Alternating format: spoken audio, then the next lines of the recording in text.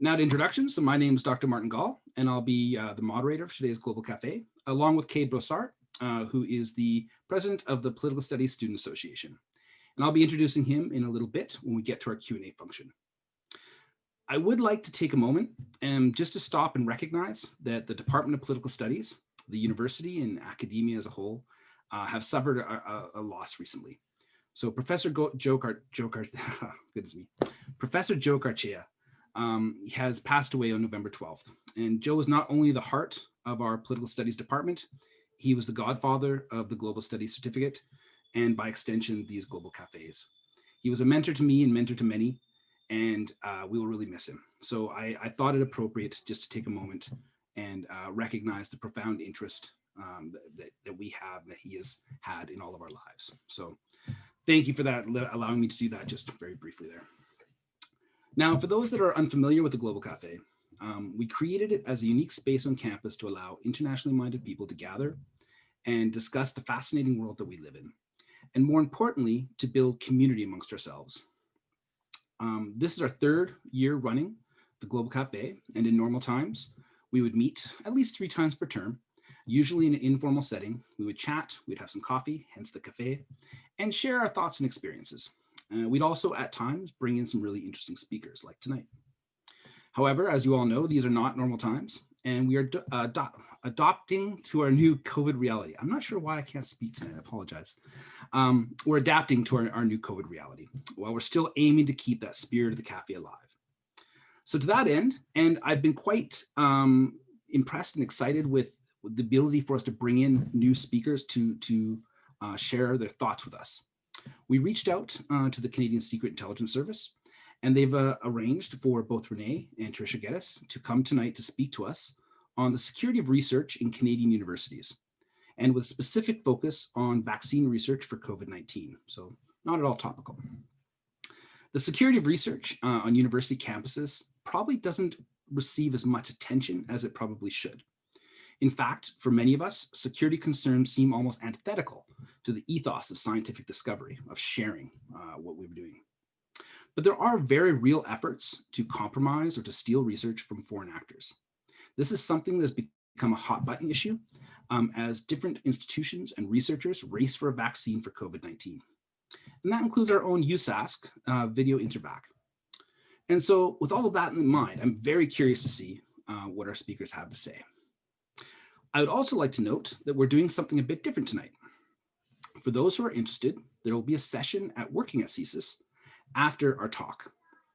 Due to security restrictions, the talk will be happening in MS Teams versus Zoom. So we'll be sharing that link with you at the end of the presentation. You'll click that and you'll move over to our MS Teams side. We will have 2 people staying behind on the Zoom session to ensure that everybody has made that transition. We're also extremely fortunate to have Dr. Peter Bonham-Smith, Dean of Arts and Science, with us today to welcome both Ms. Geddes and Mr. Ouellette. And I have the great pleasure of introducing her. So Dr. Bonham-Smith is Dean of the College of Arts and Science and a professor in the Department of Biology. As a biologist, her research focuses on how plants handle stress, including heat, cold, drought, and disease. Dr. Bonham-Smith previously served in the college as Vice Dean Science, and she was appointed to the College of Arts and Science to the Dean of College of Arts and Science in 2017. And as I mentioned last time, that is not really a fair introduction. Dr. Bonham-Smith has done an exemplary job of guiding our college through some very difficult times. And I'm very thankful she has the opportunity to join us again tonight. So I'll turn the floor over now to Dr. Bonham-Smith for our introductions of our speakers. Thank you, Martin. And good afternoon or good evening, wherever you are in the world today, everyone. As Martin said, my name is Peter Bonham-Smith, and I'm the Dean of the College of Arts and Science. And I'm very pleased to be here with you all this afternoon for the Global Cafe event. And I'm struggling because I don't know whether it's early evening or late afternoon or anyway. So it is whatever it is, wherever you are. So, but thank you for joining us.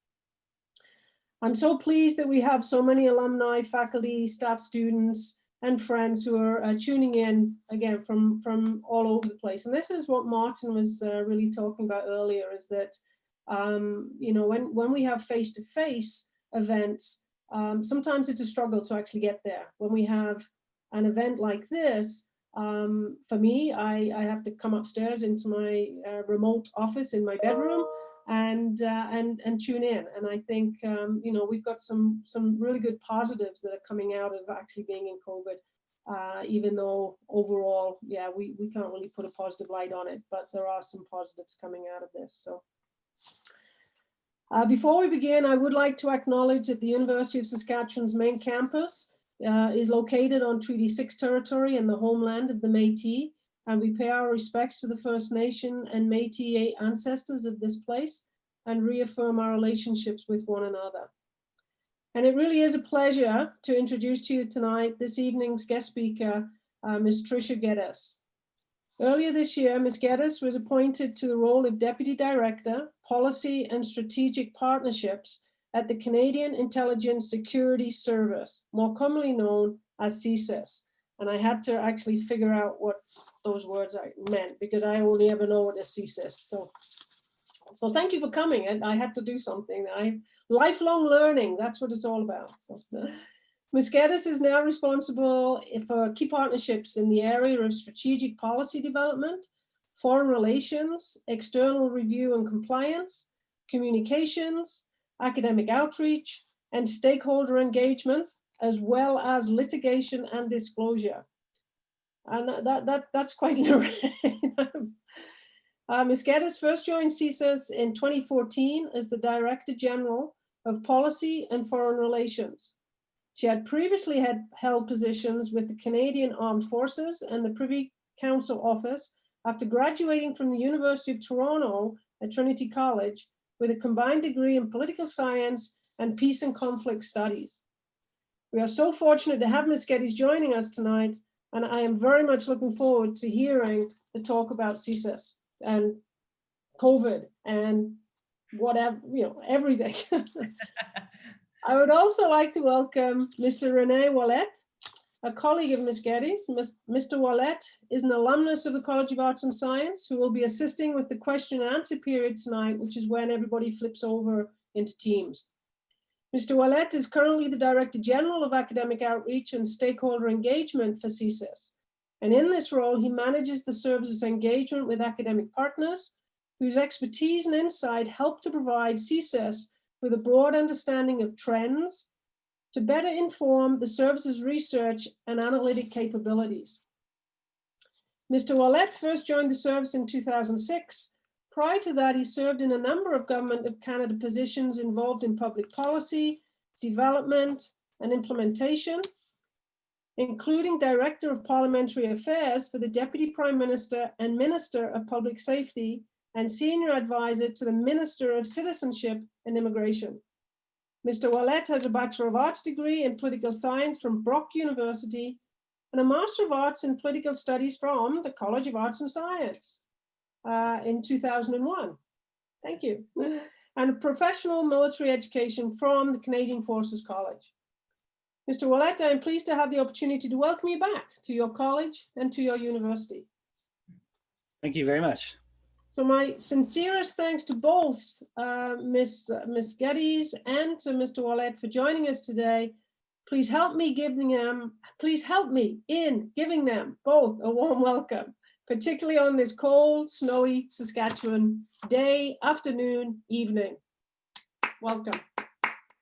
Thank you. Thank you very much. That was a very kind introduction. I really appreciate it. I am actually delighted to be here tonight. I will admit, Renee is setting up all kinds of conversations for CSIS across the country. It's quite an extraordinary type of outreach. The service that I joined in 2014 wasn't doing anything like this. So a massive amount of credit is going to go tonight to Renee, frankly, for the work that he's been doing in this space. Renee persuaded me to join tonight. I didn't really realize why this one was popping up on my calendar until last night when Renee said, oh, by the way, I went there. So I thought, oh, that's a good way to do it. He also had persuaded me that this cafe, because it was happening in the evening, I was allowed to drink scotch, not coffee, but I don't know whether or not that's appropriate. It's okay. So thank you again for inviting us tonight. I wanted to start out by saying you're getting CSIS at a very interesting time For those of you who are parliamentary junkies like Renee and I are, you can tell from our history. On my CV, it doesn't say that I used to work for the Minister of Public Health in my career as well. So we are both former political staffers turned bureaucrats. So the parliamentary process is quite engaging to us as political science graduates. And so what is happening, if you've been paying attention to the parliamentary debate yesterday and today in the House of Commons, you would have seen that with CSIS is all over the minds and lips of everybody in that House. So it's actually quite an extraordinary time. I imagine that those of you who have been following that debate will have some interesting questions for Renee and I tonight. You will forgive me that the insanity of the last couple of days has meant that I am going to fall back on actually reading some prepared notes tonight. But for those of you following along, please feel free when we get to the Q&A session.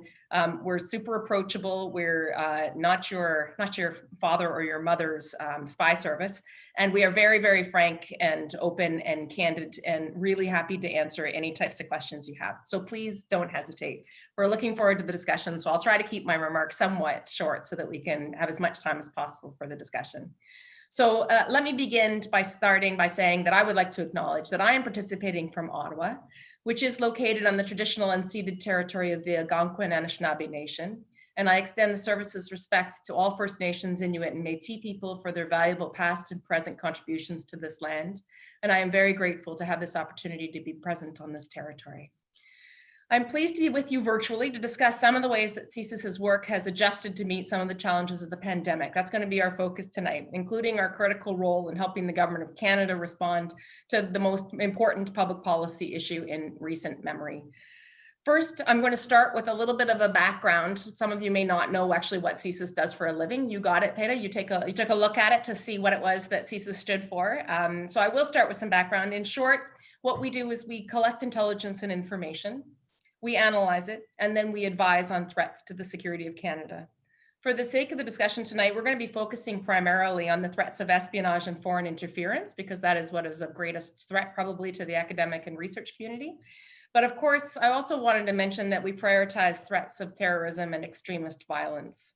One way to look at the importance of what CSIS does in confronting the scope of these threats is to understand that terrorism threatens our lives, while espionage and foreign interference threatens our way of life. Defending Canadians and Canadian interests from both of these threats is what inspires the people of CSIS to do the work they do. That's why I'm actually delighted that you have a little recruitment session after, because it's really, really important that we engage across the country and try to pull the best and the brightest and the most diverse to come and work for us. Because first of all, it's an extraordinary place to work. And secondly, we rely on great talent, which is now you can see what our ulterior motive in coming and chatting with you tonight is all about. Before moving on to the threats of interest today, so that's the threats of science and research to the science and research ecosystem, I just want to flag that while the threat of hostile activities by state actors has grown exponentially, protecting Canadians from the threat of terror incidents does not abate. So just consider that as we talk about some of these threats. While we're worried, obviously, increasingly about espionage and foreign interference, we are increasingly concerned as well about the threat of ideologically motivated extremism. For those of you not familiar with that term, we used to call it the far right, or we used to call it the far left. But now we've appreciated that these are very poor terms to describe the assortment of ideologies that can form the basis for an act of terror by certain individuals who are motivated to violence. In addition to that threat, we can also never take our eyes off the threat posed by individuals who are usually lone wolves now, who give little advance notice before carrying out an attack in the name of Daesh or other terror organizations. Recent and tragic events in Europe have reminded us that that threat has not been close to eliminated. So I start with that slightly sobering thought that we're going to talk a little bit today about some threats that are quite pervasive and quite severe and have massive impacts on Canada and Canadian interests. But we are challenged all the time to make sure that we don't lose sight of the impact that a terror incident could have as well on the lives of Canada and Canadians. So amidst that threat landscape, however, the threats emanating from not one, but several state actors who do not abide by democratic norms in the ways in which they pursue their objectives and strategic interests. And that's a lot about what we're going to talk about today. As the world becomes more competitive, states are naturally seeking every advantage to position themselves as leaders in a lucrative global economy. As a result of this competitive drive, some hostile state actors leverage all elements of state power, including and sometimes even especially their intelligence services, which in some cases are quite vast, to advance their national interests at Canada's expense. This threat represents the greatest danger to Canada's national security and can have a tremendous negative impact on our economic growth, on Canadian jobs, on our ability to innovate, and on our sovereignty and national interest. In the Cold War, when CSIS was founded in 1984, and our authorities were created by parliaments, espionage activity was typically directed towards illicitly obtaining Canadian political, military, and diplomatic secrets. Most of these were secured in top secret bunkers and military facilities. These targets remain attractive to our adversaries, but in today's data and high technology driven world, some of the most advanced research and discovery is conducted in relatively open and accessible university labs and small startups, including, as you pointed out, in Saskatchewan. Cutting edge Canadian research in the life sciences, telecommunications, and computing are increasingly targeted by foreign intelligence services.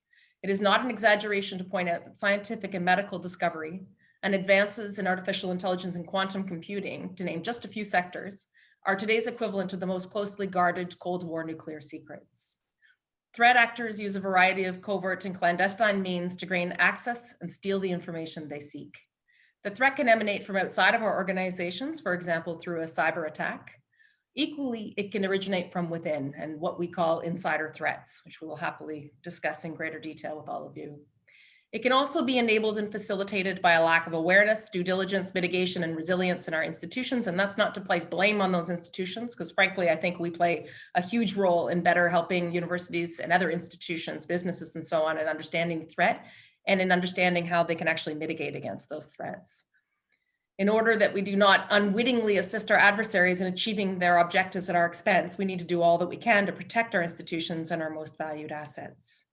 In a research context, this means bolstering protections in place for valuable intellectual property and research.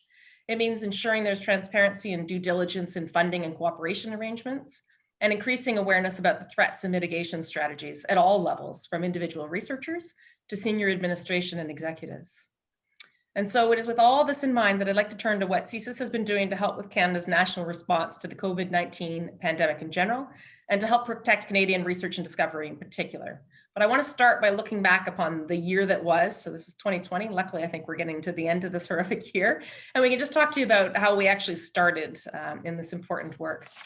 I'm also just going to start by saying how extraordinary this was in terms of the outreach efforts. I alluded to it at the beginning, saying that Renee has done some great work in setting up a much sort of rich discussion with universities across the country. That was pretty nascent. Renee started your job, you're going to talk a little bit about it later, but you started in your job last fall. And we were just beginning. So this was sort of like let's try to push CSIS, let's try to move outside of our comfort zone and have conversations with people that we wouldn't have considered to be traditional partners.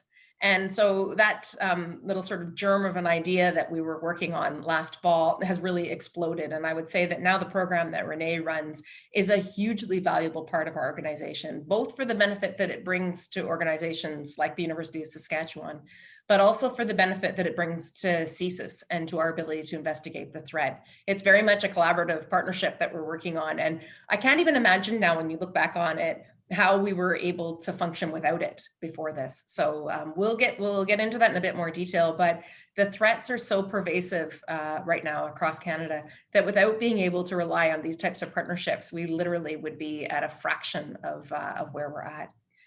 So back to the year that was. January 2020. I love this little list that Renee helped me build together about what was going on in January, because January was a very busy month this year. People have probably already forgotten about it. The world's attention was drawn to a number of significant geopolitical events. People maybe remember the fires in Australia were extraordinary at that point. And so we were dealing with how we were helping Australia with the burn that was going on at alarming rates. It was even threatening the capital in Canberra at that time. Also in January, of great interest to CSIS and to Canadians all across the country, a US drone strike near Baghdad International Airport killed an Iranian general, Soleimani, the leader of the Islamic Revolutionary Guards Corps. This is huge. In spy worlds, this is like a massive, massive geopolitical event. And as a result, as everybody recalls, the American and Iranian tensions rose. Iran, as you recall, launched ballistic missiles at 2 US military bases in Iraq, injuring several soldiers. And as everybody remembers quite tragically, the Ukrainian Flight 572 was downed by Iranian authorities, killing all 176 passengers, including 55 Canadians and 30 permanent residents. Tremendously tragic event, and as you probably would be aware, CISA certainly played a large role in trying to figure out what it was that had happened, and that's a crisis-filled, pressure-filled moment when you're trying to deal with crisis and tragedy, and how we can best support that type of investigation. Also in January, the impeachment trial of U.S. President Donald Trump began. The United Kingdom withdrew from the European Union. And this is interesting, right? This is the context that was going on in the first couple of weeks of January, which we're paying attention to because we are global citizens. Overlaying all of this is the creeping awareness of the coronavirus. And I remind you, we're still in January. The 7th of January, the WHO announced the emergence of the new coronavirus. 11th of January, China announced the first death linked to the virus. 20th of January, first coronavirus case in the US was announced. 23rd of January, Wuhan went into lockdown. 27th of January, Canada's National Microbiology Laboratory in Winnipeg announced the first case in Canada. And on the 30th of January, the WHO declared a global public health emergency after 9,000 cases confirmed in 19 countries. So that's January. February 2020 is a blur. You didn't write anything, Renee, there, so I feel like, well, maybe I took February off, but I doubt it. March, however, I think Valentine's might have happened, but I can't confirm. I don't. It was very, very cold in Ottawa, probably in Saskatchewan too. By March, COVID-19 began to visibly change our worlds. Lives changed, priorities changed, and CISA's had to adapt. I don't know that you mentioned this later, Renee, but CISA's really had to adapt. For those of you, there was a lot of people, massive adaptation has to happen where everybody goes home and works from home. That was a huge culture shock for all of us. For CISA's, we have almost no ability to be able to work from home. So that was a tremendous challenge that we had to deal with, was how would we manage a workforce in effectively an emergency situation, but only being able to bring a certain number of people into the office at any given time. So it was quite an extraordinary time for us as managers. It certainly showed you what you could do with 20% of your staff. There is not one day since March where I have not been in the office, with the exception of a couple of days off in summertime. But we were really at skeleton crew, and obviously there was no less pressure going on at that time in terms of the government's response. So in the midst of all of this that was going on then, as the border was closing and so on, CISA's was continuing its work. On March 23rd, the federal government announced the start of major investments in Canadian biopharma companies and researchers to help in the development of a vaccine. Was all part of a more than $1 billion national medical research strategy, which shone a spotlight on Canadian research entities at the cutting edge of medical innovation.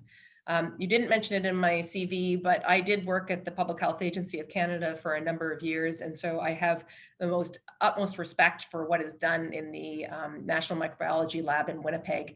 And I've also worked very closely with the University of Saskatchewan at that point, because you have a very close collaboration as well on a lot of research done through the Public Health Agency of Canada.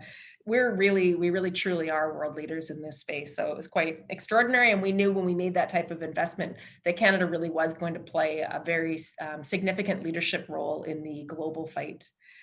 Canadians placed a great deal of hope squarely on the shoulders of these researchers. And we quickly realized, and this is where things get a bit sinister, that we weren't the only ones who were going to be closely watching and tracking their progress. So I'm obviously alluding to hostile state activity, just to give you a little sense of what's coming. CISA's counterintelligence investigators across Canada were beginning to report on what looked like an increasing level of coordinated activity by some foreign governments to track Canadian personal protective equipment production and vaccine and therapeutics research.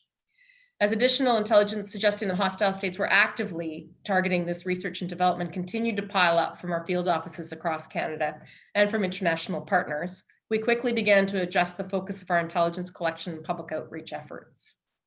On top of our ongoing pre-pandemic work, we needed to better understand how espionage and foreign interference may be affecting Canada's vaccine and therapeutics research and medical and economic supply chains, just as importantly.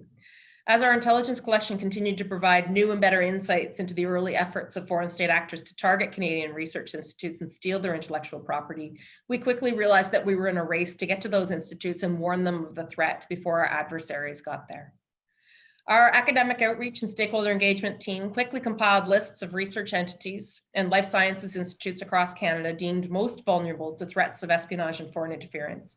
And we worked with our regional offices that are across the country to reach out to these institutes and explain the nature of the threat levied against them to help harden their defenses.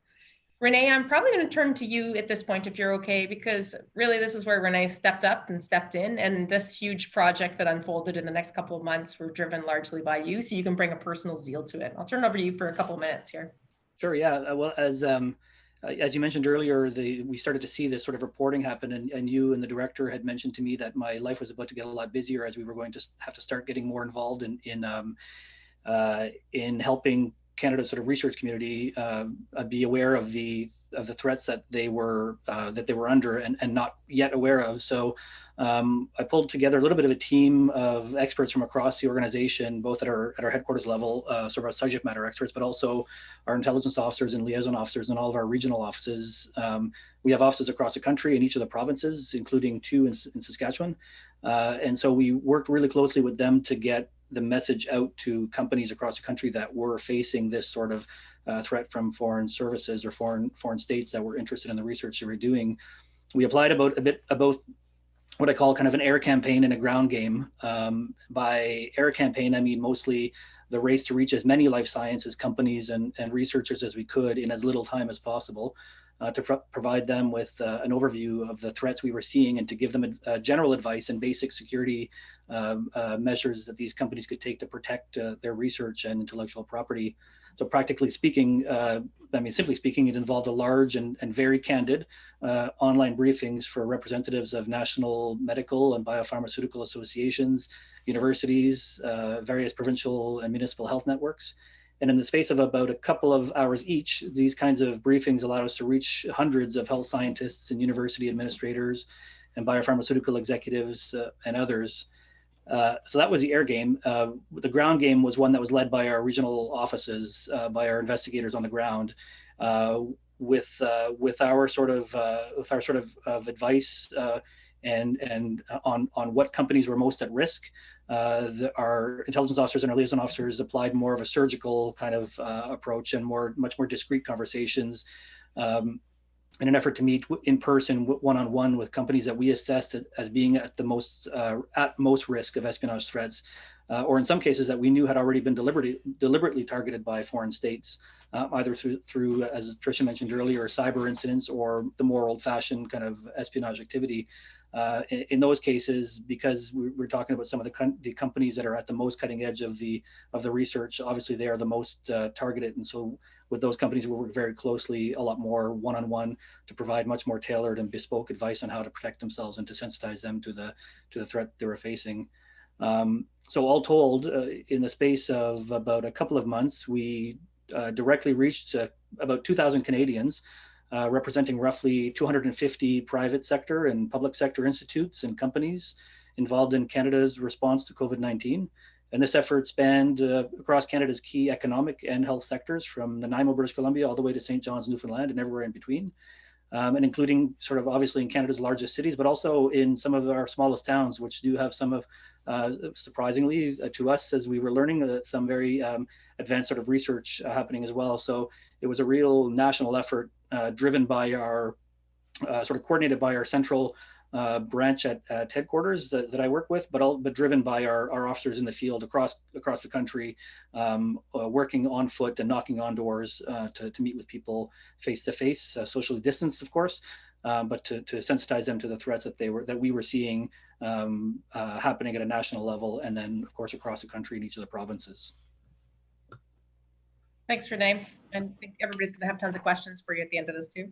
So just while Renee was out there chasing across the country, meeting with everybody virtually, back to some of the changes that we've seen in COVID that have been positive, I don't know that we would have even thought through the logistics or how do you sort of engage people in a virtual way across the entire country in the same way that we were enabled to do this because of COVID. So I guess that's a bit of a silver lining. So Renee was out doing 1 million of these outreach efforts all day, every day. In the meantime, what we were doing back at HQ sort of, and certainly a big part of my job at the time, was working really closely with senior government partners in terms of what it was that we were learning and briefing cabinet, which was certainly a big part of my boss, the director, and my job was making sure our minister was really well informed on what the developing threat was.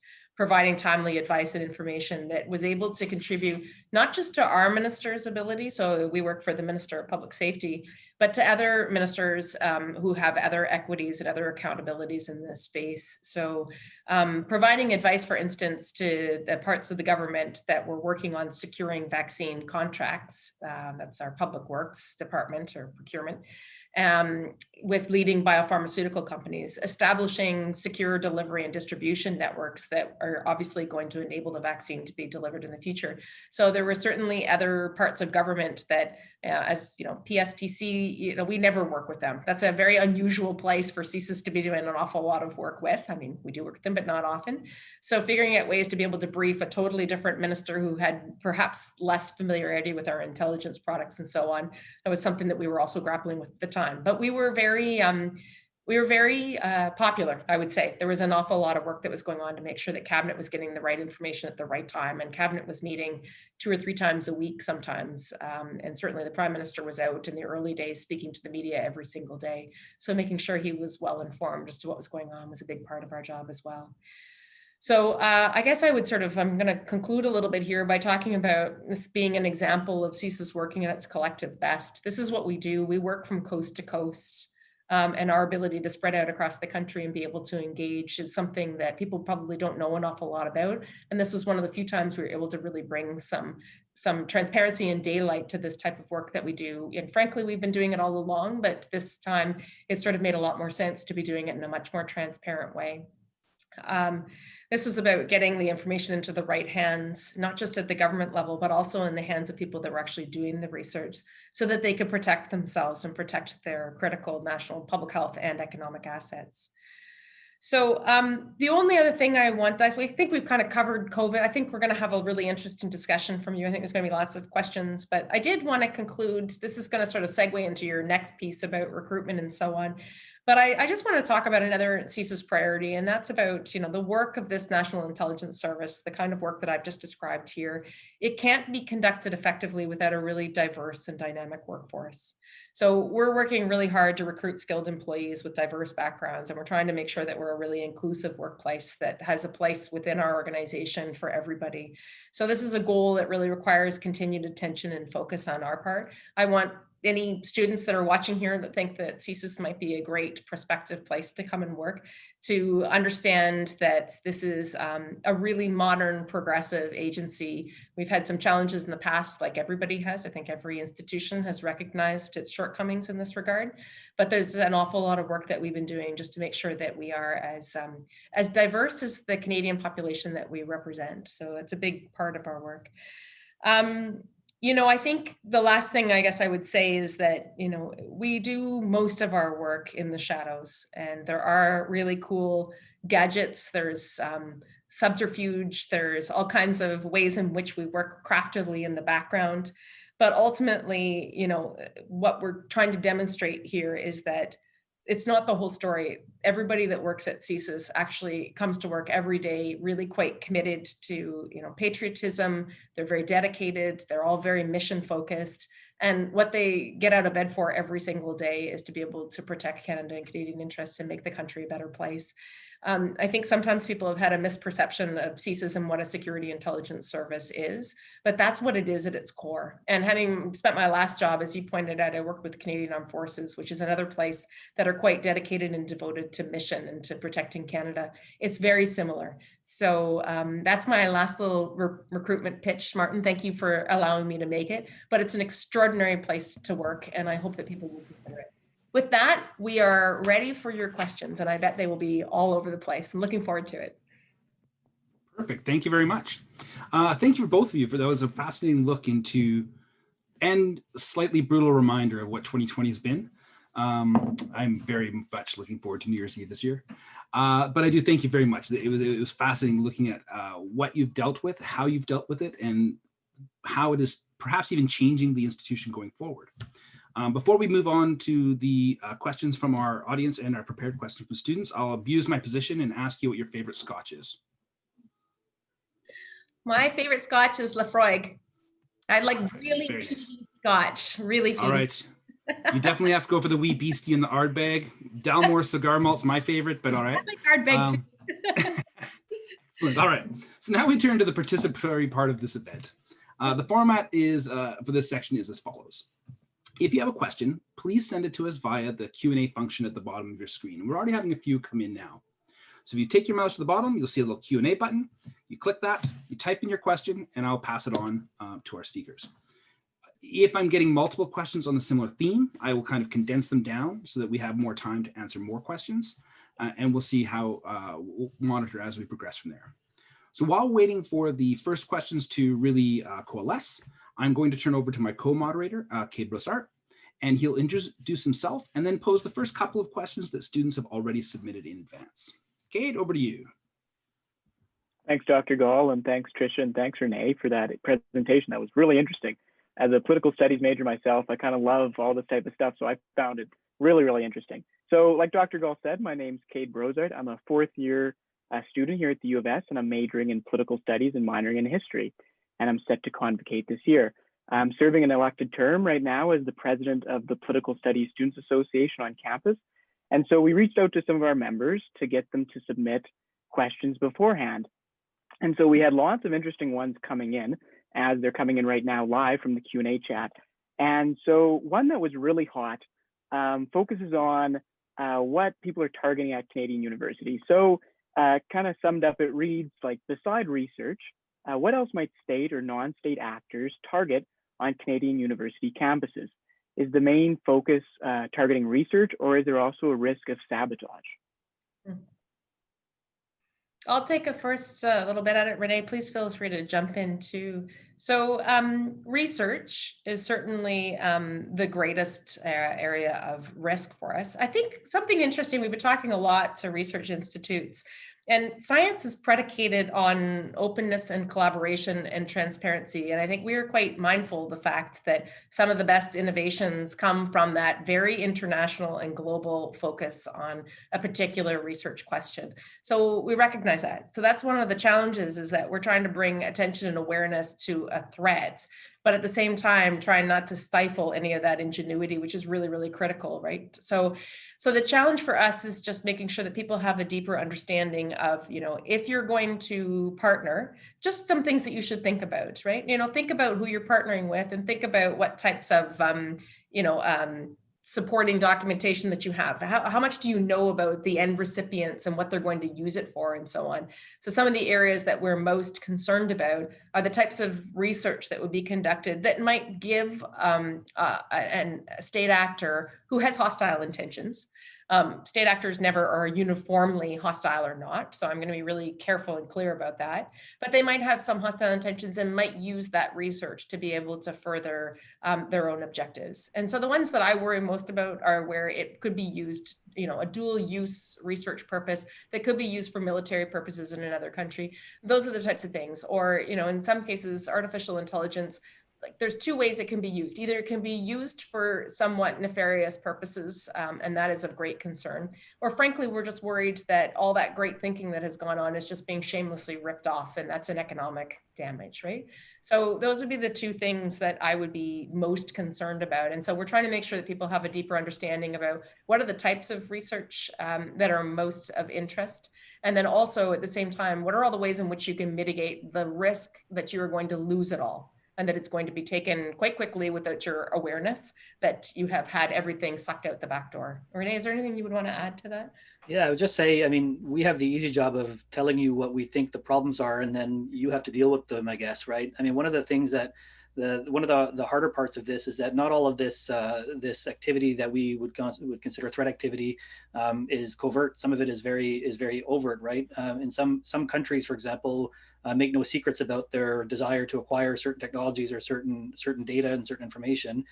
And when their state-backed companies go out to try and offer funding, grants, or technology to universities across the country that are cash-strapped and looking for these sorts of relationships, it's hard for universities here to say no to that when it's when it appears to be a no strings attached kind of offer. But there's never no strings attached, I guess, is what we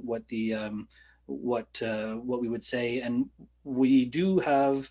The CSIS has a lot of sort of regional experts, or people that understand the politics of particular countries, for example, or the legal regimes and the regulatory regimes there. And one thing that we counsel university researchers to understand before they engage in international research partnerships is to pay attention to the legal and regulatory and political regimes of the partners that they're looking to cooperate with, because in a lot of cases those international partners you're looking to engage with have no choice but to cooperate, and they can be coerced to do so.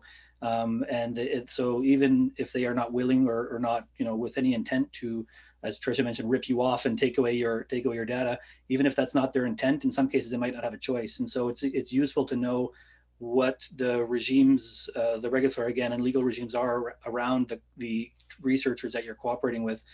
And then once you figure that out, if you are comfortable sort of cooperating with them anyway, just make sure that you are protecting your crown jewels and do not share things that you are not willing to have disclosed or stolen or used by a competitor, for example. So share only what you're prepared to lose, and keep your crown jewels to yourselves and to those that where you can trust the other partner that you're dealing with. Wonderful. That kind of touched on our next one that we're going to jump to. And it was just asking how scientists can strike a balance between still being open with their research, yet protecting their work. So I think we're going to skip that one. We're going to move right on to the next one, if you're okay with that, because this one was definitely on a lot of students' minds. And this was kind of the million-dollar question, was what or who poses the largest security risk, to university researchers? Is it states? Is it corporations seeking an advantage in the marketplace? Or is it rogue non-state actors, or a mixture of both? What a good question. So we don't do intelligence in corporate espionage. So that is one space that we wouldn't be able to comment on. I would imagine that if I was the CEO of a big company, I would be quite worried about espionage from other corporations and so on, but that's not our area of expertise. The state actors and the rogue, did you say not rogue non-state actors? So, the non-state actors that we worry about, I think I talked about a little bit more in my sort of violent extremist remarks. So that's slightly different in terms of espionage and so on. I think the real concerns in the espionage space are certainly state actors. And I think that it would be safe to understand that any of the states that we work with that you probably think they don't share the same democratic values as Canada, those are probably the ones that we're most worried about. So it wouldn't be any surprise. And I'm not being coy about it. I think people are probably well aware of what's on the front page of the Globe and Mail this week in terms of where CSIS's concerns lie.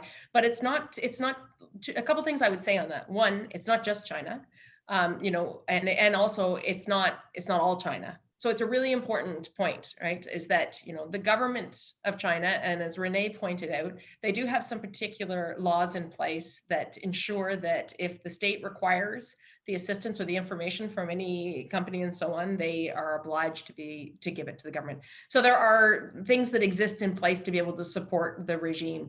But China is not universally a bad actor, not by any extent of the imagination. So I think it's really important that we distinguish between what are the activities that are hostile to Canada's national interest versus what is the state actually hostile, because there are, fabulous people that, come to Canada. There are, lots of people that we work with in China that are great partners. So I just want to be really cautious about that, because I think that the media doesn't help us out sometimes in terms of reporting on this as being some monolithic threat from a state. So it's a really important distinction.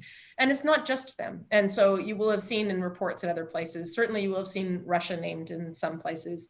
And there are other states as well that we consider to use all means available to them. And I talked at the beginning about including their intelligence services, and coercive and clandestine and deceptive. And they use all their sort of powers to be able to exert influence or to get what they need or want. But again, I think it's really important that we say that it doesn't at all mean that any of those states are all bad. It's just that there are hostile activities that we're working to defend against. Perfect. Thank you very much. A couple points for those of you that are typing questions in. I've had a couple comments come in that are more like tip line versus things where they're trying to pass on some information, but I will pass that on after the event. That would be good. It's not the most appropriate during the session tonight. And we have lots of questions here. So I'm going to start jumping in. So Peter has a question. The CIA has unveiled its first ever federal lab for in-house R&D for science and technology breakthroughs in intelligence, AI, drones, biotech. Is CSIS involved with such technologies? And if not, do you anticipate CSIS moving in a similar direction as the CIA? An excellent question. All these novel technologies are certainly tools that a modern intelligence agency would like to be able to leverage. The challenge in some of these new and emerging technologies is that that's not a challenge. Actually, frankly, it's a very good thing. We have all kinds of rights and freedoms that we enjoy as Canadians, and finding ways to be able to assure ourselves that we're able to use that technology, but still protect the privacy and information that we have that pertains to Canadians is really, really important. So striking that balance between being able to leverage those tools and that technology, but being able to do it in a way that reflects our democratic values and what it is that we believe in as Canadians, it's sometimes a challenge. I'm not passing any commentary on the CIA, by the way. I'm actually passing a bit of commentary on some hostile states that don't have those same principles and norms in place when they use that very same technology. So the short answer to the question is yes, we absolutely are exploring the use of all types of technology, and we do it all the time. And it would be irresponsible that we weren't looking at how we might leverage new and emerging technology, either to be able to leverage it or to be able to defend against it. So that is certainly an area where, like every good intelligence agency, we have a queue who sort of sits atop our technology area and does an awful lot of thinking with some really talented people in terms of how we can use technology. But you touched on an interesting point, which is that the Five Eyes, which maybe if people aren't aware, we have a very strong intelligence alliance with what we call the Five Eyes that came out of the Second World War. So the United States, the United Kingdom, Australia, New Zealand, and Canada have a very, very strong partnership.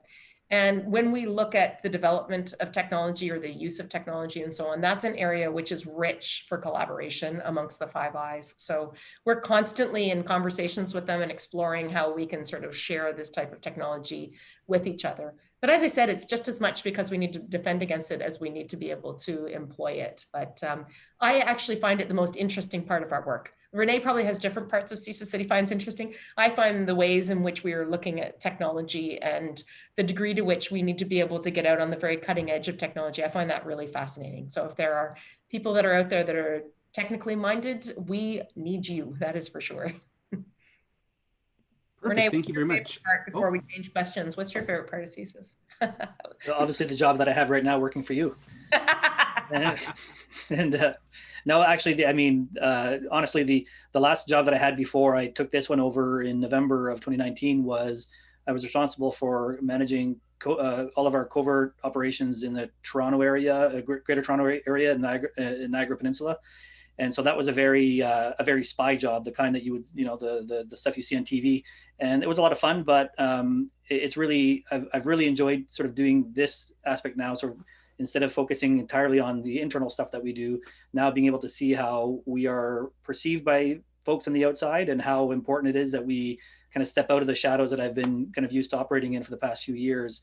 So it's been a bit liberating in some respects and very informative. So I hope that it's helped as well, provide some, a little bit of a bit more credibility to the work that we do when we do talk to folks in universities and elsewhere, to have spent some time on the sort of the more covert side of our mission to see, at the front end what our adversaries are doing to to target us. So so all that to say, yes, the favorite part of my job now is the freedom that comes with being out of the shadows and doing this kind of thing.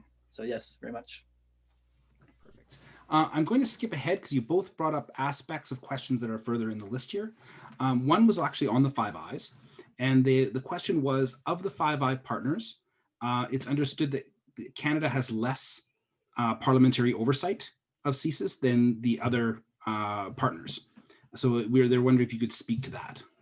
I thought you were going to start that question by saying, of the Five Eyes, which is your favorite? I thought, and I was born in Australia, so I probably have to pick them. But so that's an interesting question. I think that statement probably would have been true a few years ago. I actually would contest it now.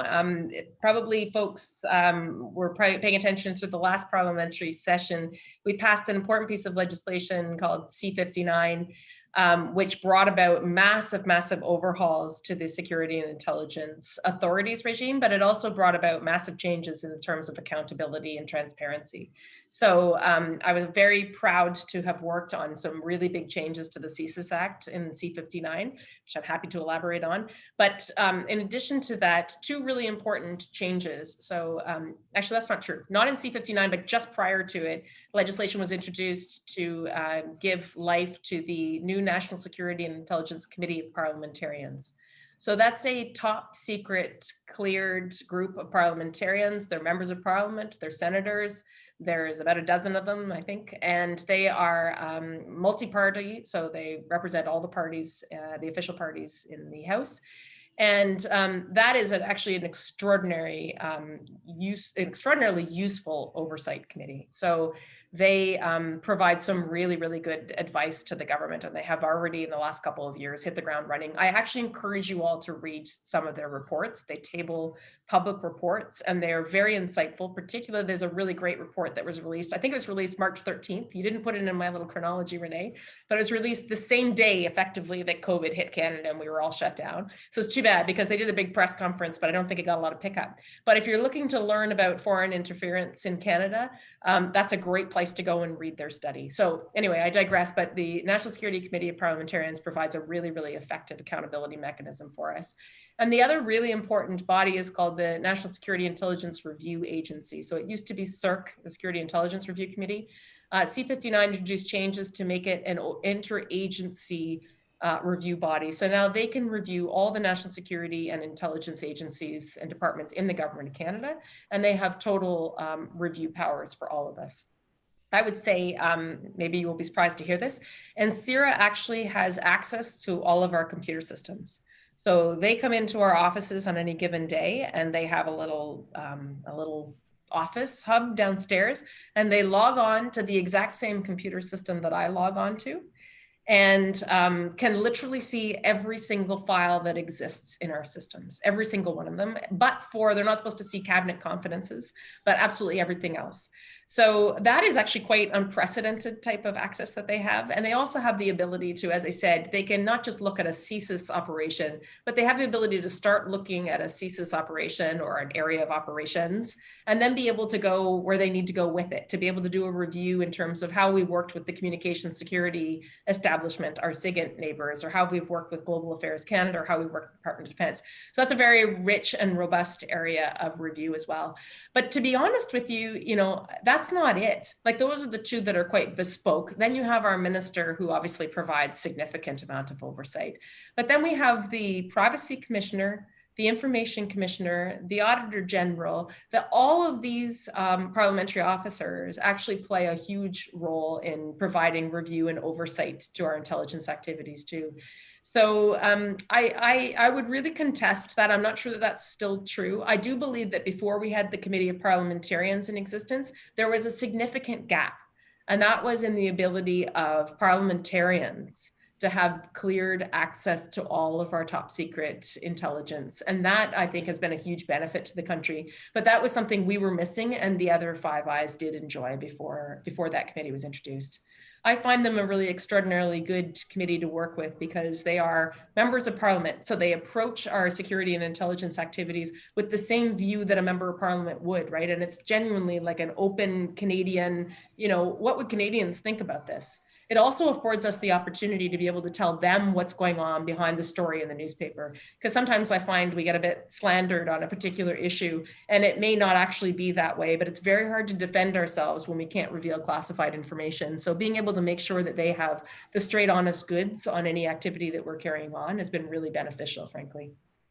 Perfect. Thank you very much. I should say, Tricia, you spoke about all of our review without mentioning the federal court, which is two-thirds of our act. Yeah.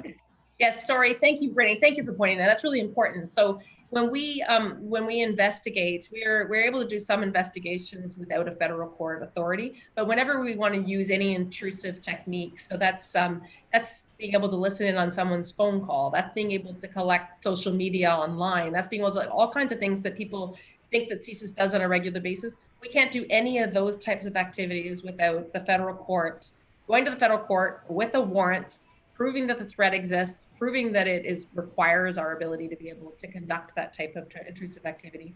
And let me tell you, it is very, very difficult to get that authority from the federal court. And it requires many months of work and preparation to do so. So that is another really, really important accountability mechanism for sure. Perfect. And Gary's asked, do you consider, use, or recommend intellectual property standards to circumvent intellectual theft? And do you partner with the Canadian standards bodies in this regard? The short answer is no, we don't partner with them. And I'm going to ask Renee if he has anything to add to this, but it's really not our area of expertise. What I can tell you is that we're working really closely with Industry Canada, ICED now is the acronym, and really they're the ones that have the degree of engagement on that particular issue. I mean, I'm fascinated by intellectual property and protections as a citizen and as an avid kind of consumer of information in this space. And we provide really thoughtful advice to ICED as they consider how they could best provide the very best security measures for intellectual property. It's a fascinating public policy discussion, and we don't really control the levers in it, but we certainly do provide, and we've been providing some really recent and contemporary advice to them about what things could be built in that provide the national security protections in intellectual property. But sort of more broadly, there's an awful lot of issues around intellectual property that I think go outside of the scope of what CSIS is able to advise on. Renee, anything I missed? Yeah, no, I would just say, no, you're right. We haven't had any direct or any sort of formal relationship with them, but I'd say that's true of a lot of folks 6 months ago, and that's changed recently. So who knows? Yeah. Perfect. I'm going to ask 2 more questions. I'll hand it back over to Cade in case he has some more questions from students. I'm also going to skip over the questions on specifically working at CSIS, that we'll cover that in the next session. And we have quite a few questions here. So Trayton asked, this is more a general to CSIS as a whole, but how do you touch on CSIS and how it looks at the growing threat of climate change and how that impacts how the institution looks at the world in a geopolitical focus? What a spectacularly good question. We have, the threats that we are allowed to investigate are really clearly set out in our legislation, and that's around espionage, foreign interference, violent extremism, sabotage. Renee, what am I missing? Sorry, I should. In any event. You got him. Yeah, in any event, what I would tell you is that, it's really difficult to find a category there that actually sort of addresses climate change. Unless it's, as we've discussed before, are there hostile states that are interfering with Canada in that area? But in terms of our ability to collect intelligence, we're quite governed by the fact that we collect and advise government on threats to the security of Canada as defined in our Act. So it's really important to distinguish that. That said, and I'm going to sort of like stray off into a policy area that, I probably shouldn't, but I'm not sure that that's contemporary. I think that we need to look again. Our Act was written in 1984, and those were the threats. That was the way in which it was sort of described. Does that allow us enough adaptability to be able to deal with the threats in 2020? I'm not sure. Something like COVID is a really good example. COVID's a threat to Canada. Is it a national security threat?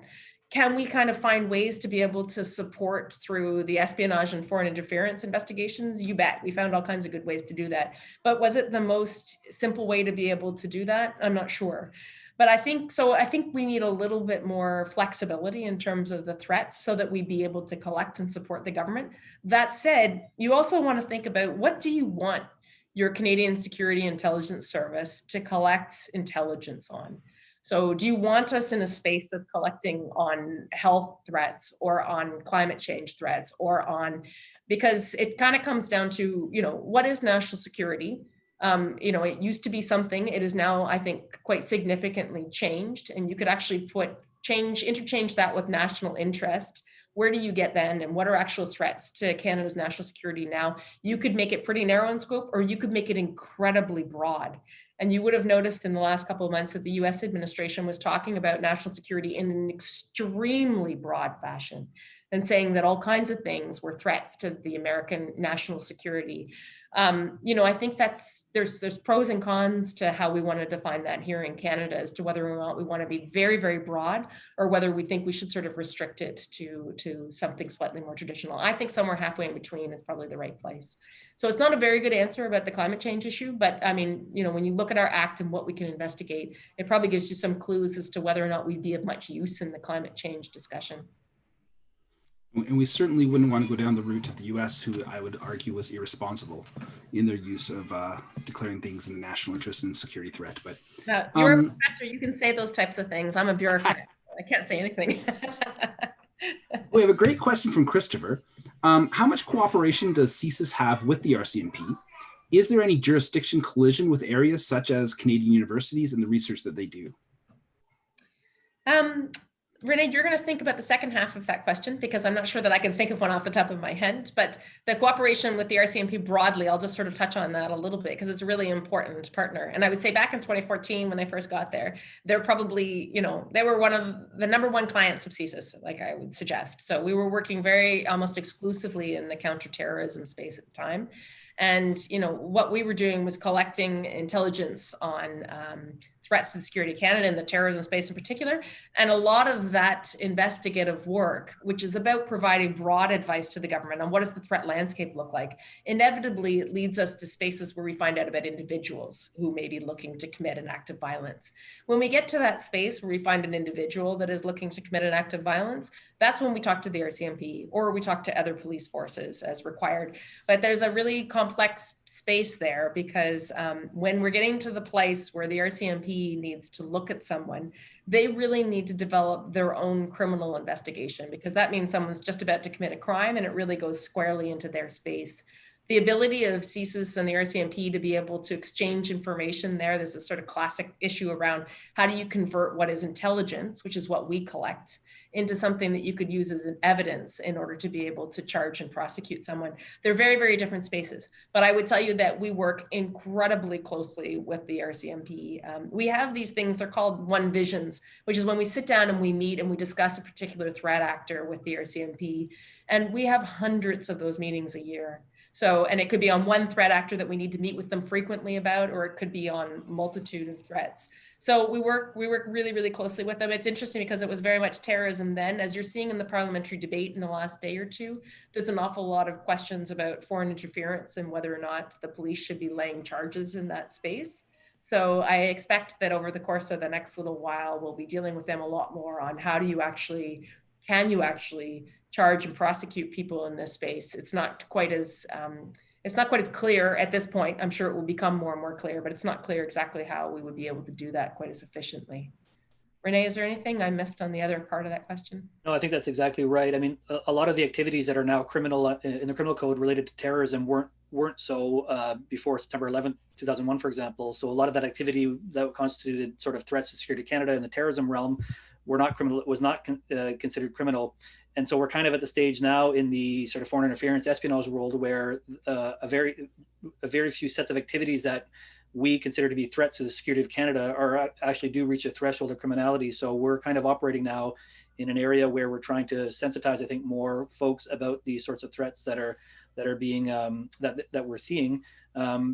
If a threat does rise to a level of criminality, obviously we'll deal with the RCMP on it. But in the area of sort of research partnerships, for example, or technological cooperation between academic institutes, it's hard to see where you would see a criminal threshold there, even if you might see a sort of a threat sort of activity related to, as Tricia mentioned earlier, activity that might be dual use, research that would be for a very good purpose here in Canada, that could also be supporting a sort of military weapon system development in another country, for example. That's not criminal by any means, but it is, it could be considered a threat, and that's where we step in. Whether or not that becomes, whether or not parliamentarians at some point decide that does rise to a level and they start passing laws that do bring this more into the criminal realm. But until then, we'll be probably leading in that area, and not working as closely with the RCMP as we do in the counterterrorism world, where those activities are clearly crimes. Cade. Yeah, so we have a question here from Joel, and you might have touched on it in your opening remarks, but I think it's an interesting one. And he asks, has there been an increase in hostile actions taken against Canadian researchers and universities since the beginning of the pandemic, or has the issue now simply just received more attention because of the situation we're in? I'm going to let Renee answer that, but it's an interesting question. And we do challenge ourselves on it all the time, because once you start looking, you start seeing more. Does that mean that it actually was increasing? But, you know, I think on this case, we can safely say that it has significantly increased. But Renee, I'll let you have the first kick at this one. Yeah, no, I think that's right. It's something that we've been noticing for a while. Sort of the attention of foreign countries and foreign services in advanced research in Canada. I think what the pandemic has done has because a few things, I guess I would say, it has really kickstarted a tempo of research in Canada that was well above what was happening before. The scenarios where researchers working from home introduced new challenges as well, in the sense that they weren't working from, in all cases, secure networks that were set up by IT offices at universities, and so there were vulnerabilities that came from that. The level of international cooperation on this, and just the worldwide priority placed on finding a vaccine and therapeutics, just made it so much more of a focused, I think, attention. And so yes, there was definitely more research being done in this area, which attracted more interest in it from states that had very vested interests in getting a vaccine and securing the vaccine for their populations. So it's a bit of both. Yeah, we found things because we went looking, but obviously the attention that universities and research institutes and others were paying toward this worldwide effort obviously did lead to more activity, more espionage activity as well from our adversaries. Just as a quick follow-up to that question, has there been new espionage activities in terms of novel networks being put forward, or are these activation of pre-existing networks that were already there? It probably is the same as us, right? I mean, part of this is new for us too, to be involved in something like a pandemic and a sort of a nationwide kind of response to protecting in a public health crisis. So intelligence services don't operate on their own. They don't self-task themselves. They're tasked by their governments to pursue priorities of those countries. So if a particular country is interested in acquiring a vaccine, for example, it's going to task its intelligence services and its diplomats, by the way, around the world to track and acquire. And so we will sort of defend against that, and it sort of expands just our world from a traditional spy versus spy game to one that is a lot more broad. So the players involved are largely the same, but I think the network has expanded beyond, and the context and the targets, I think, have become a bit more new. The methods are largely the same, though. I mean, spies will use blackmail and coercion, and they'll use the methods that they always use to get what they want. In this case, what they want happens to be new, and that's it. But otherwise, the same. I think that's right, Tricia. Of course, Renee, we don't use blackmail or coercion, though. Not a lot, right? Persuasion and kindness. Yeah, we're kind of a gentle, warmer version. Right. Perfect. Thank you. Logan had a question. He was wondering, what specific policies do you think need to be enacted or enforced, if already existing, to counter espionage or terrorism, either regarding universities and information, or more generally, for example, hate speech laws or privacy policy? That's such a great question, and I could probably go on all night about that. That's what I do for a day job, right? Like, an awful lot of the work that I do is about assessing, our legislation, seeing whether or not there are gaps in our authorities, and frankly, not just gaps in the CSIS authorities, but gaps in the whole national security community's authorities, to see whether or not there's more that needs to be done. So in some cases, while it's a fabulous question, there's parts of that I can't answer, because I'm actually working on advice that we would give to our government, and that's how it works in the bureaucracy. I give advice to my minister and say, here are some areas where I think you may want to look at this, and you may want to actually take some action. And then he decides whether or not he'd like to move forward on it. A couple of things I would say generally, though, so as not to give you a non-answer on that, is that, I alluded to the fact that our Act was created in 1984.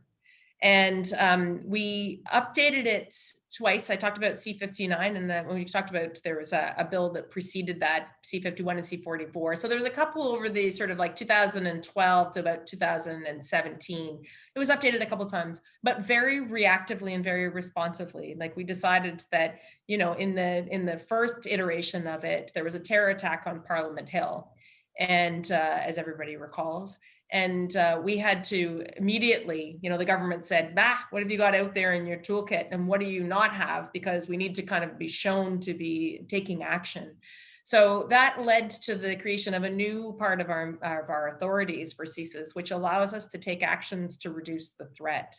So we call them threat reduction measures. It used to be that CSIS could only collect, analyze, and advise government. And now we also have a very sort of specialized authority to be able to act to reduce the threat when necessary. And those can be quite innocuous in some ways. Like we used to sort of describe it that even the act of going to some kids' parents to say, did you know that your kid's just about to get on a plane to Syria?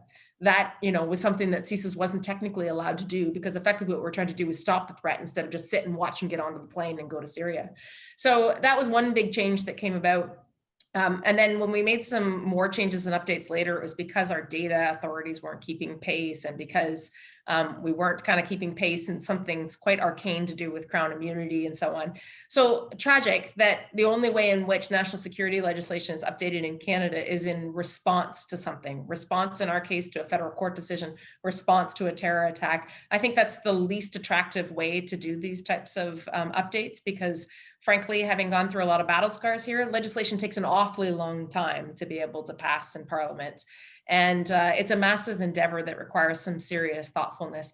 And we don't have the time. Like the threat evolves so quickly now. So, you know, this threat that came out of COVID and the new ways in which hostile states are acting, it's happened so quickly that our ability to be able to, as a government, look at that problem and say, I don't think we have all the tools that we need, and then be able to, in a minority government, get those things introduced and have them passed and put into effect. By the time that is all done, then frankly, they are already outdated. So my biggest concern, which is a little bit of an answer to your question, is that we don't have a culture here in Canada of being able to undertake that national security review in a really sort of open, frank, transparent, methodical way, without people sort of having a knee-jerk reaction saying, oh my God, we can't have more powers given to security intelligence services. Like that's the kind of knee-jerk response that that comes about. I think, frankly, what we're doing today and what we've been trying to do is to try to make our activities a lot more transparent so that people feel quite bought in to the actions that we're taking, the work that we're doing. This is all about supporting and protecting Canada and Canadians.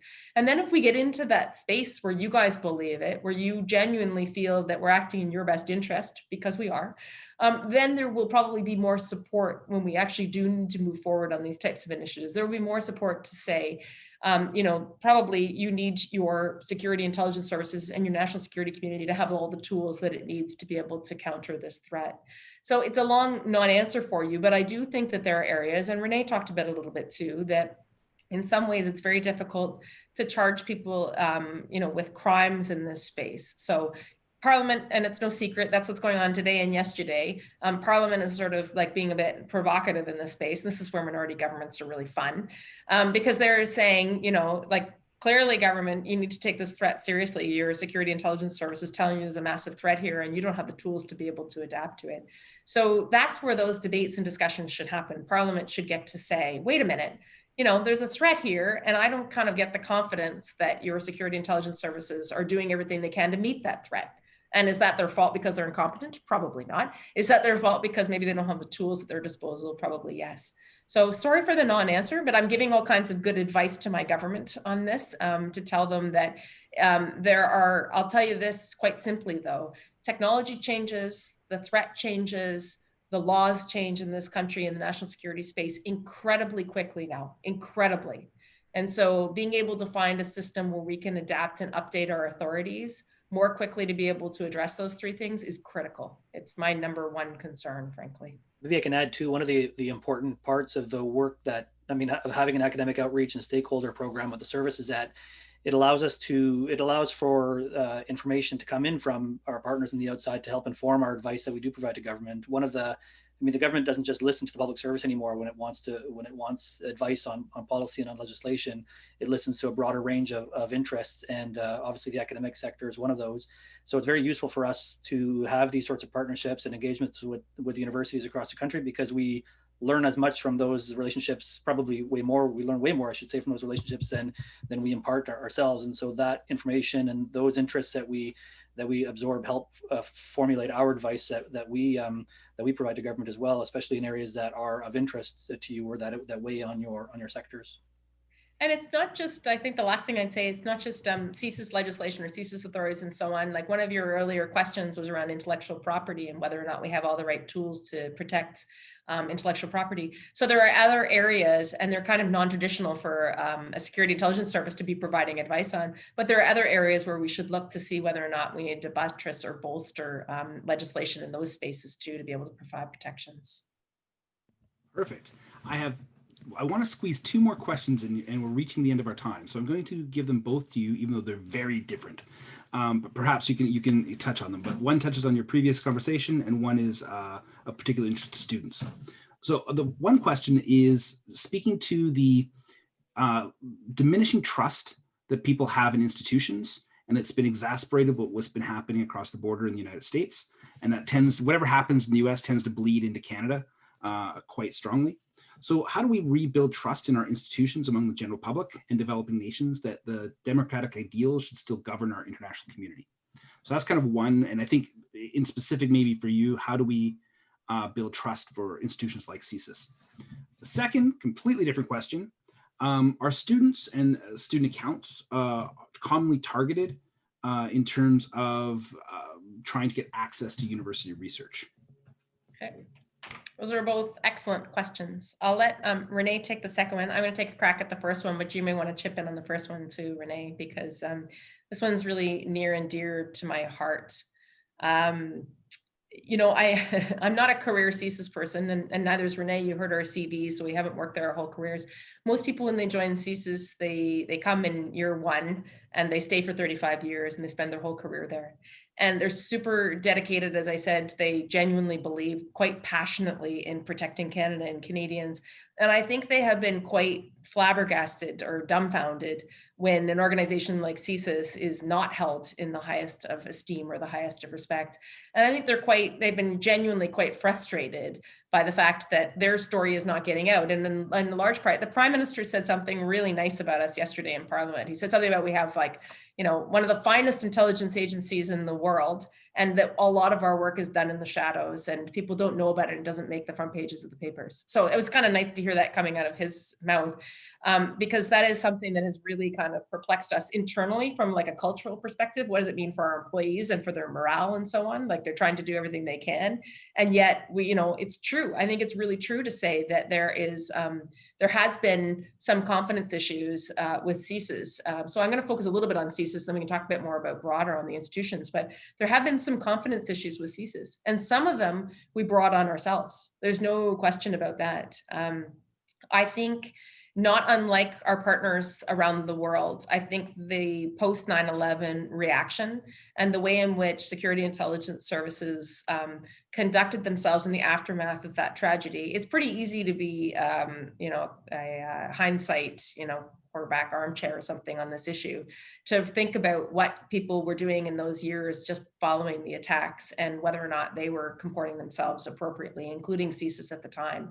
There's a number of lawsuits that exist out that you can read about online. If you Googled CSIS, it used to be that some of those things were the first things that come up. CSIS passed foreign information to a foreign partner and bad things happened to that person.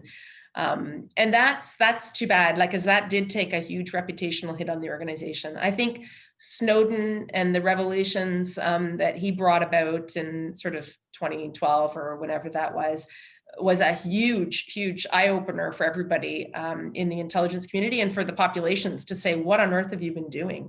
And, under whose authority did you think it was okay to conduct yourself like this? And I think our signals intelligence agencies kind of cottoned onto that because it directly affected them. And I don't think that CSIS, as an example, caught on quite as quickly to the impact that it was going to have on us too.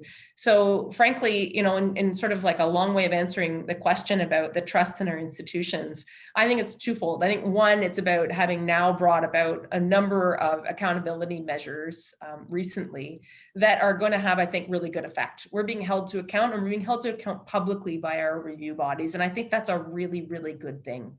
I think that that's one really critical element. I think the other thing is, actually there's three, because secondly, I'm going to come back to talking about some workplace cultural issues at our organization. Actually, I'll do that one now because I want to end on a positive note.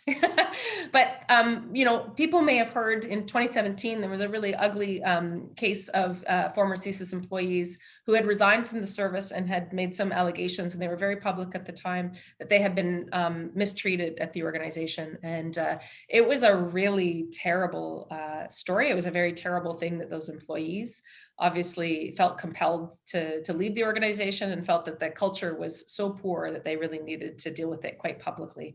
I think that was a real tragedy for our organization. I think it was too bad. And it's sort of what I spoke about at the beginning about ensuring that we have a really, really strong, supportive workforce culture, that people feel that they are absolutely welcome, that diversity and inclusion are not just things that we're using as catchphrases, but they are genuinely part of our belief system. That is really, really critical. That is really critical so that people will kind of want to come and work for us.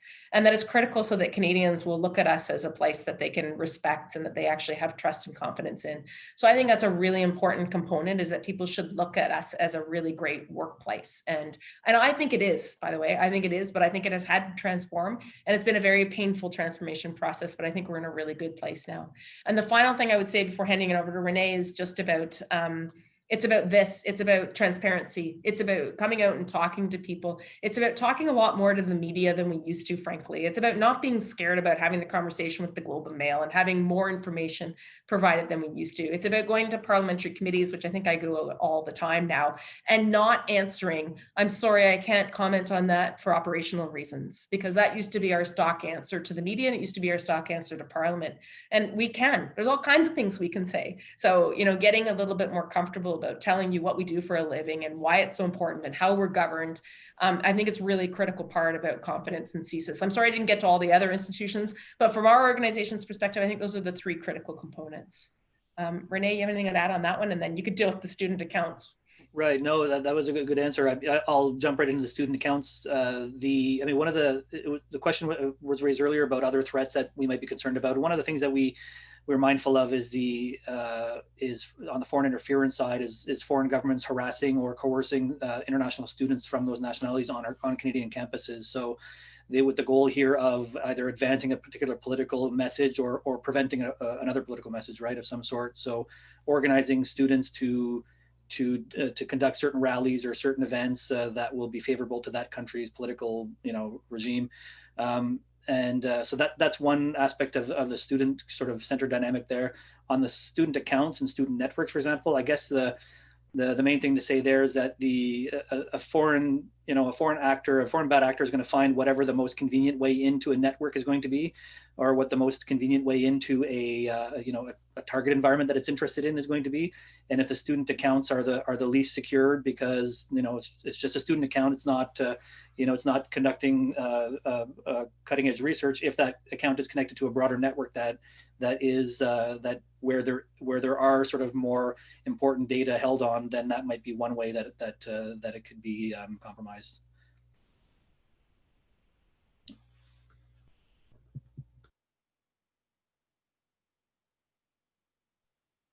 We can't hear you there, Dr. Gall. I think you gotta switch your mic. Shoot, I went this whole night with not having to do that. All right. We're going to start wrapping up there because we do need to switch over now to our working at CSIS bit. But I'd really like to offer my sincere thanks to CSIS, to Ms. Geddes, to Mr. Ouellette for joining us today. It was a fascinating talk into a topic that we probably don't think about as much as we probably should. And in a field that does seek transparency of research, and in a country that does have or value transparency, we're probably not as aware as many of us should be that we could be there's things that other actors want. So before we move on to the working session, I'd also like to thank Dean Bonham-Smith for her warm comments and for Kate Broussard for moderating with me again. I think we've become a tag team over this term. I'd really like to thank the Alumni Association, and especially Tricia, for her pivotal role in making this happen, and Leah as well from the College of Arts and Science. We will be hosting 2 more events next term. Currently, we're in discussion with the Canadian Senate to talk about foreign policy, and we're in discussion with the Saskatchewan Council for International Cooperation to host a joint event. So more details of that be coming out through our Facebook group and by email. So now we're going to transition to the MS Teams event. And I'm hoping this is going to go well because it's the first time we've tried to do this. So we'll have Leah and Tricia will be on the Zoom call still to help people transfer if there's problems. There should be the ability now for you to open your chat. So if you click the chat button at the bottom, your chat should pop open.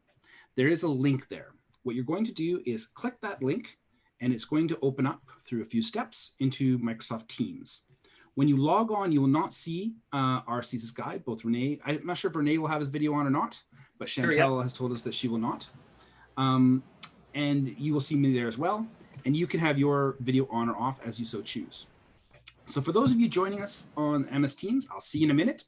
For those of us who are not joining us, I thank you very much for coming out tonight. And please stay tuned for our next events. And I hope you have a lovely evening.